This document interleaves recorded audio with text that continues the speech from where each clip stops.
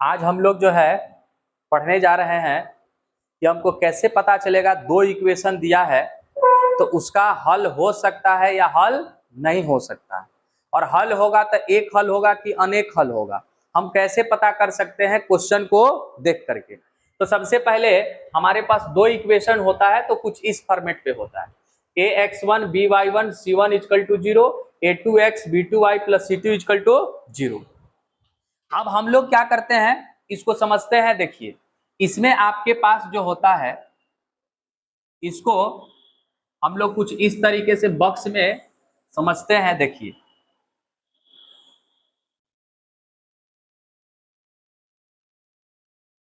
यहाँ पे आपके पास पहला सिचुएशन दिया है कि अगर a1 बाई a2 बराबर नहीं हो किसके, b1 बाई b2 के, तो इसका पूछेगा ग्राफ कैसा होगा। क्या पूछेगा आपसे? ग्राफ इसका कैसा होगा। तो आपको ये पता होना चाहिए कि जब कह रहा है a1 by a2 b1 by b2 के बराबर नहीं हो तो ग्राफ कैसा होता है? प्रतिच्छेद करता है। कैसा होता है भाई? प्रतिच्छेद होता है। प्रतिच्छेद मतलब एक दूसरे को ऐसे क्या कर दिया? काट दिया। तो इसको हम लोग क्या पढ़ते हैं? प्रतिच्छेद करना। अब देखेंगे इसका हल कैसा होगा। क्या पूछेगा?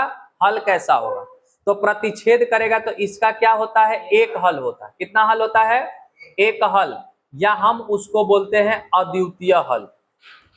क्या पढ़ते हैं? अद्वितीय हल, या उसको क्या पढ़ते हैं? एक हल पढ़ते हैं। अब आपके पास नेक्स्ट वाला सिचुएशन आता है कि अगर a1 बाई a2 बराबर हो b1 बाई b2 और नहीं बराबर हो किसके?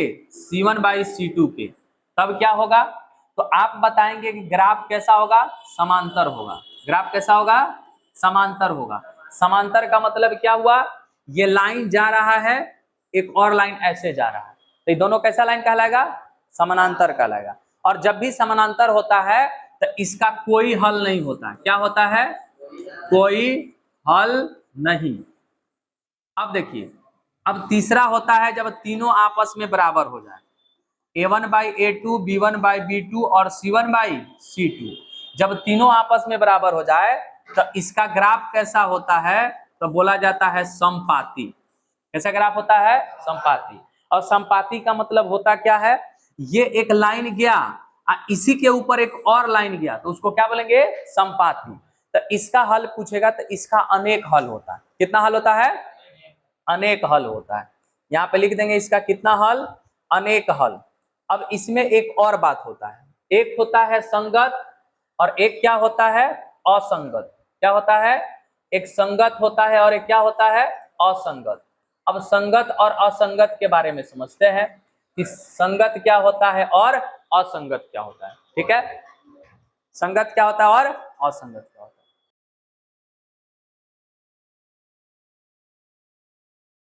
है। एक होता है आपका संगत और एक क्या होता है? असंगत।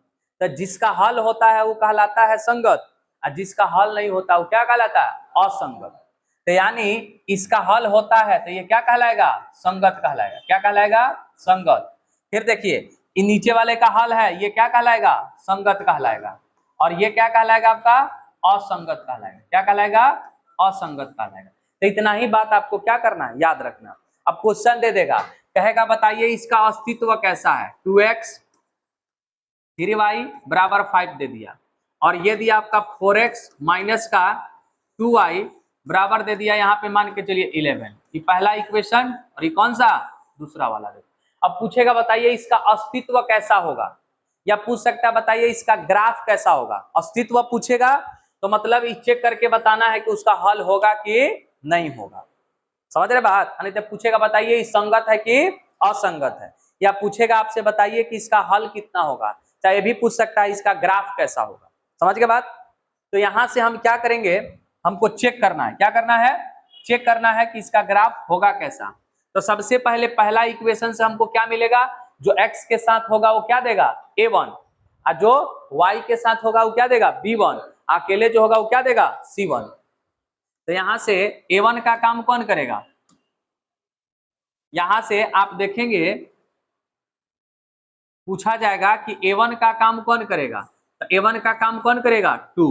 B1 का काम और C1 का काम 5। एक चीज ध्यान रखना है, यहाँ पे ये इक्वल टू 0 लिखा हुआ है, तो हम चाहे तो इधर रखें तो भी कोई दिक्कत नहीं है, इधर भी लाएंगे तो भी कोई दिक्कत नहीं है। ध्यान ये रखना है कि जब इक्वल टू के इधर अगर पहला इक्वेशन वाला भी C इधर है तो ये भी कहाँ होना चाहिए, इधर ही होना चाहिए, यानी दोनों एक ही साइड होना चाहिए, तब सही है, नहीं तो फिर क्या हो जाएगा, गड़बड़ हो जाएगा, एक को उधर रखेंगे एक को इधर रखेंगे। तो C1 का मान कितना आ गया 5।